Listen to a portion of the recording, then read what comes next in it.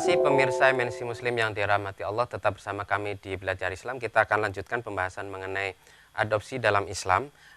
Tadi kita sudah sampai pada hukum-hukum negara Indonesia mengatur adopsi seperti apa yang seharusnya. Nah, ini tadi ada pertanyaan, kalau yang mengangkat bukan person, artinya suami istri. Ini banyak lembaga yang mengatasnamakan lembaga kemudian mengasuh anak-anak yang telantar. Ini posisinya seperti apa, Pak? Ya, saya kira tetap sama dalam hal anak angkat itu tidak bisa nasab dengan bapak kandungnya dihilangkan. Nasab biologisnya dibuang, itu tetap nggak bisa. Ya, artinya kalau begitu lembaga ini harus mencari asal-usul si anak ini. Loh, biasanya kalau lembaga itu mau menerima atau menampung anak yatim atau anak angkat, kan ada yang bawa. Dan selalu ditanya, ini anaknya siapa? Dan bahkan biasanya ditanya, ada pengantar dari RT enggak? Pengantar dari lurah tidak? Artinya apa? Umumnya anak yang dibawa di sebuah lembaga anak asuh atau anak angkat, itu dia membawa identitas awal. Baik dari RT, dari lurah, dan sebagainya. Nah, dari situ kan ketahuan bahwa anak ini adalah putranya si fulan. Maka ketika dia tinggal di lembaga itu, tetap hubungan nasab dengan bapak kandung, identitas itu nggak pernah hilang. Lembaga ini sekedar dia akan membantu untuk memberikan layanan pendidikan, membantu layanan ekonomi dan sebagainya. Hanya sebatas itu saja. Tidak ada kemudian lembaga itu punya kewenangan untuk menghapus identitas anak dengan ibu atau bapak kandungnya. Apalagi kemudian itu disamarkan, kemudian diganti nasabnya kepada orang, itu dilarang, nggak boleh. Dan ini juga berlaku ketika yang angkat perseorangan.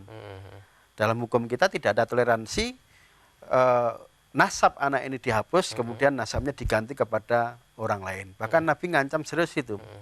Kalau manidda'a aban ghaira abihi fa'alaihi laknatullah fa'alaihi laknatul malaikah fa'alaihi laknatun nas ajmain. Kalau ada orang ngaku bapaknya padahal itu bukan bapak kandungnya, atau orang ngaku itu anaknya padahal bukan anak kandungnya, maka dia akan mendapatkan laknat Allah, mendapatkan laknat malaikat, mendapatkan laknat manusia.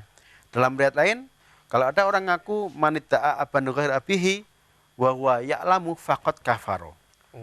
Ngaku bapaknya padahal itu bukan bapak kandungnya, dia tahu itu bukan bapak kandungnya, maka orang itu telah menjadi kafir. Itu sama kayak murtad gitu ya. Oh, sama, ya. Seperti keluar dari Betul, Islam karena itu ya. Nasab itu tidak main-main. Itu sangat penting. Begitu pentingnya karena terkait dengan persoalan hukum yang lain. Misalnya ketika perempuan mau nikah, dia masih punya bapak kandung. Dari kecil dipelihara orang lain yang melihara sebagai bapak angkatnya. Ini sama sekali tidak boleh merampas hak perwalian bapak kandungnya, dan dia yang bertindak menjadi wali, nggak boleh. Kecuali nanti bapak kandungnya mewakilkan hak perwaliannya kepada si bapak angkat. Nah, ini tidak apa-apa. Kan ada yang malu, Pak, kalau sampai ketahuan ternyata bapak kandungnya di kampung. Padahal dari kecil sudah saya pelihara. Gitu ya. Gimana caranya? Caranya gampang.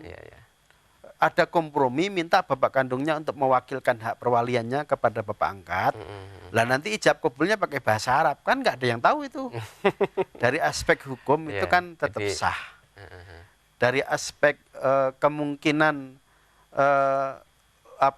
si bapak kandung, bapak angkat nyaman, tetap nyaman. Walaupun sekali lagi anak angkat tahu bapak kandungnya, ini termasuk amanat Undang-Undang Perlindungan Anak. Jangan ditutupi. Kalau si anak sudah siap tahu bapak kandungnya, dikasih tahu.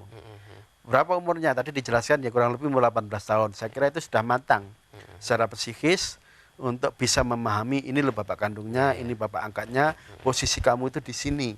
Jadi kalau nanti nggak dapat warisan, anak angkat ini nggak kaget. Kalau nanti misalnya dia nikah, walinya bapak kandungnya bukan bapak angkatnya juga nggak shock, nggak kaget.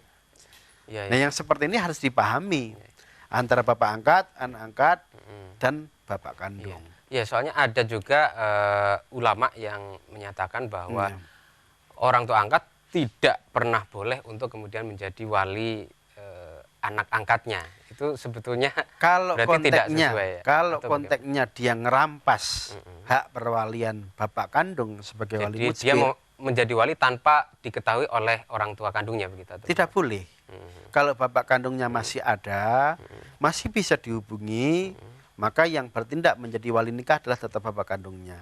Tetapi kalau bapak kandungnya ada di kampung, jauh, kesulitan untuk sampai ke kota, maka bapak kandung bisa mewakilkan kepada bapak angkat untuk bertindak menjadi wali putrinya, untuk menjadi wali anak angkatnya. Ya, ya, ya. Dan nanti akadnya sedikit berbeda. Ya.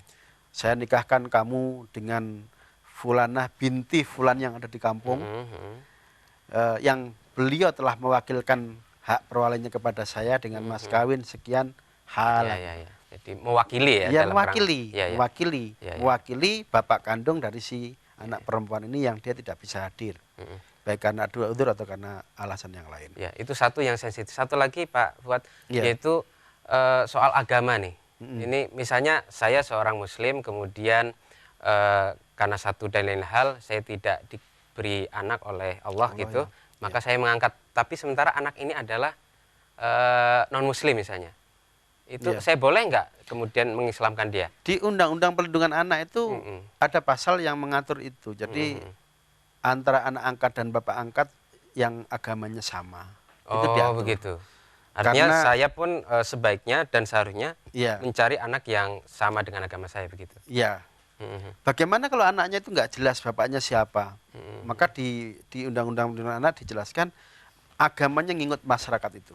Kalau masyarakat itu umumnya Muslim, si anak ini dihukumi Muslim. Nanti yang ngangkat juga harus Muslim, biar tidak terjadi konflik di kemudian hari. Agama di mana masyarakat, maksudnya ini misalnya dia anak Flores, orang tuanya kemudian melahirkan di Jakarta. Ini ikut yang di Jakarta ketika dia lahir atau ikut yang asal-usul? Pas dia diangkat loh, posisinya pas di mana? diangkatnya. Kalau ngangkatnya pas di Jakarta, dia ketahuan ada di situ, masyarakatnya mayoritas Muslim, berarti anak ini dihukumi sebagai anak Muslim. Ya, ya, berarti Seperti itu. sangat jelas Pak Ye. Ya, baik, kita akan break dulu. Setelah ini kita akan membahas bagaimana kalau anak itu asal-usulnya tidak jelas. Ini kan sebagian masyarakat kadang emoh untuk kemudian mengangkat mereka. Baik, pemirsa MNC Muslim yang dirahmati Allah, kita akan lanjutkan setelah ini dan tetap di Belajar Islam.